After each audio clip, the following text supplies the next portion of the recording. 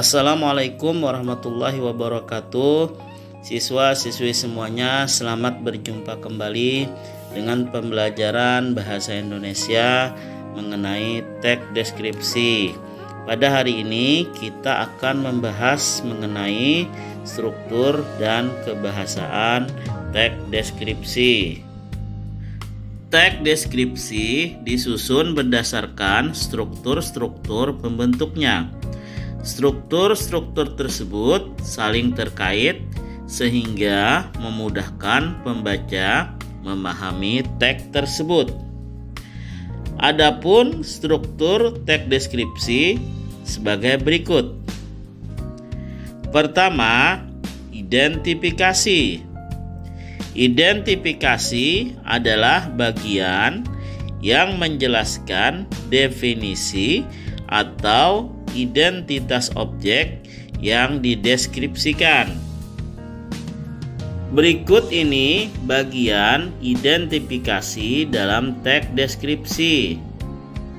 A. Pernyataan menggambarkan objek yang akan dideskripsikan. B.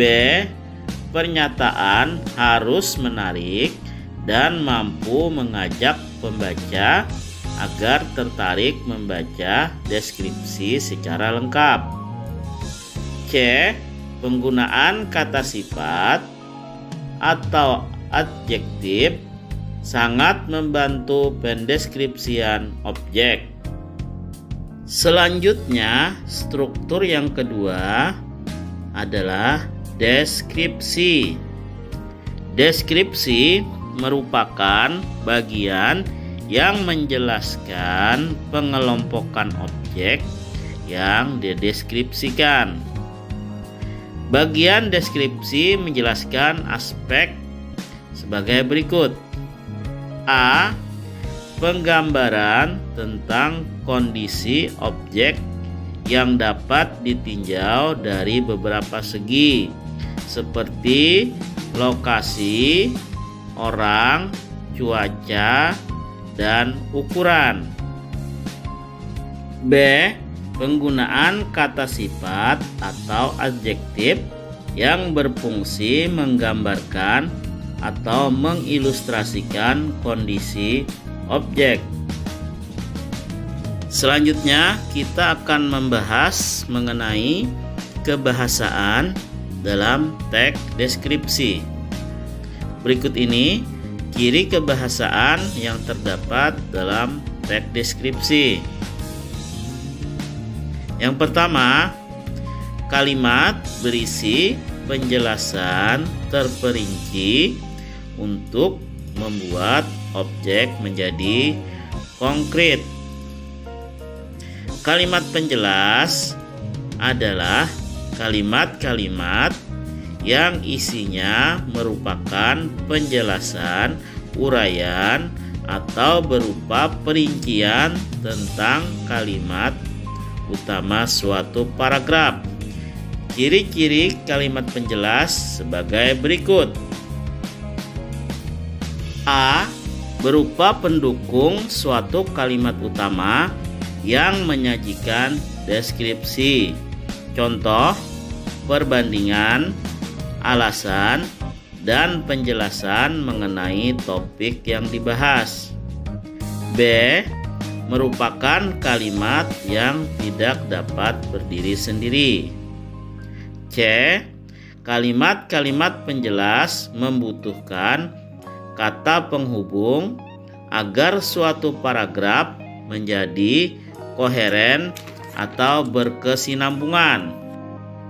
Sekarang kalian lihat teks deskripsi berikut ini.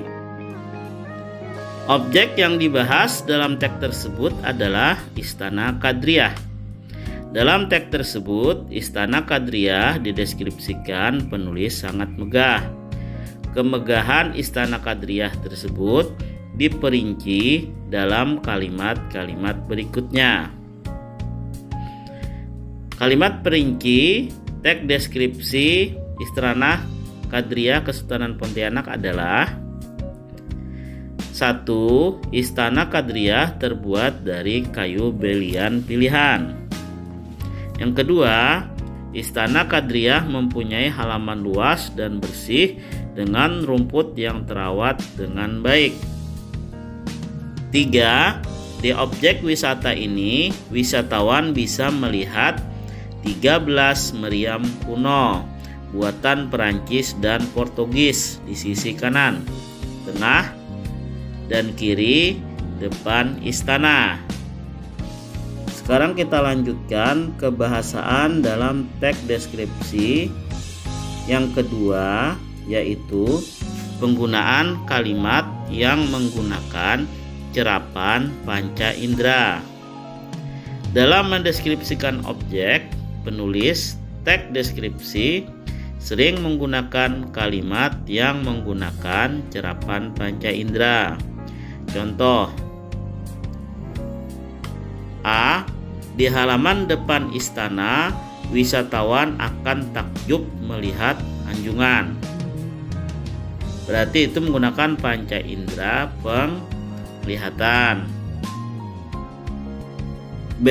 Penduduk diharapkan segera mengetahui adanya mara bahaya jika genta dibunyikan. Berarti cerapan panca inderanya menggunakan panca indera pendengaran. Selanjutnya,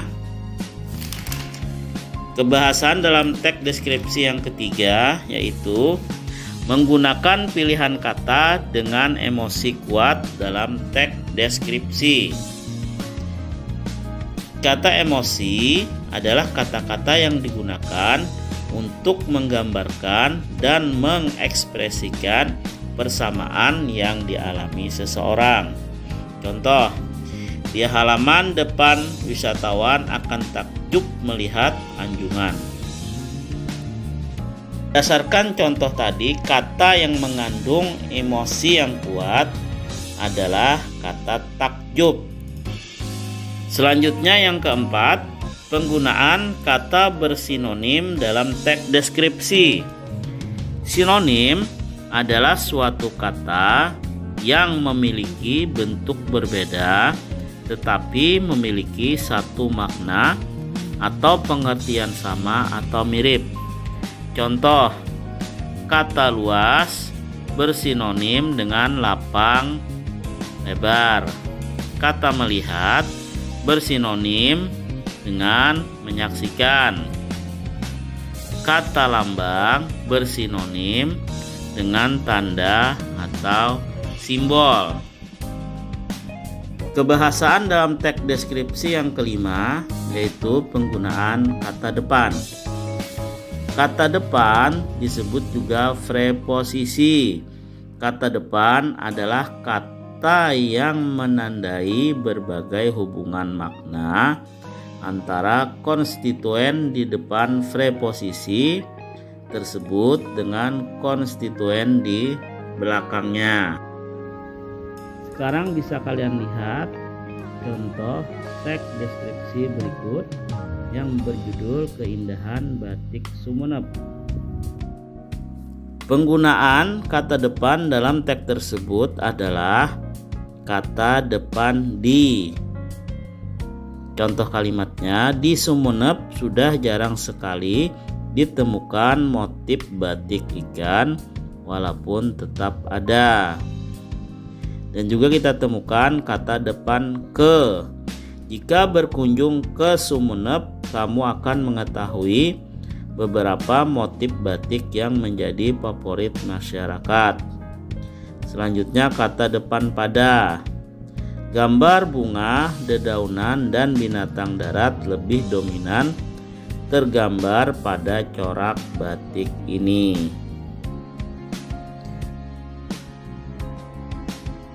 Sekarang kita lanjutkan kebahasaan dalam teks deskripsi yang keenam, yaitu penggunaan huruf kapital dalam teks deskripsi.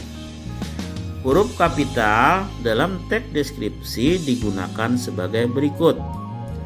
Huruf pertama unsur nama orang, termasuk julukan. Misalnya Kadriah, Abdul Jalil, Saifuddin, Fathahilah. Yang kedua, huruf pertama nama bangsa, suku bangsa, dan bahasa. Misalnya bangsa Indonesia, suku bangsa Madura, suku bangsa Melayu, Arab, Eropa. Huruf kapital digunakan huruf pertama nama tahun, bulan, hari, dan hari besar atau hari raya. Misalnya bulan Agustus, hari Jumat, hari Galungan. Selanjutnya, huruf pertama nama geografi. Misalnya Prancis, Portugis, dataran tinggi Dieng, Pontianak, Jawa Barat. Selanjutnya, huruf pertama nama geografi yang digunakan sebagai keterangan suatu budaya atau kekhasan daerah. Misalnya songket Palembang, batik Pekalongan, batik Madura. Huruf kapital tidak dipakai untuk menuliskan pertama, huruf pertama nama geografi yang bukan nama diri. Misalnya berlayar ke Teluk, menyeberangi selat. Kedua, nama diri geografi yang dipakai sebagai nama jenis. Misalnya jeruk Bali, kacang Bogor, nangka Belanda. Siswa-siswi semuanya, demikianlah pelajaran kita pada hari ini mengenai struktur dan kebahasaan teks deskripsi. Semoga bermanfaat dan Bapak harapkan kalian lebih giat lagi belajar. Demikian yang Bapak sampaikan. Wassalamualaikum warahmatullahi wabarakatuh.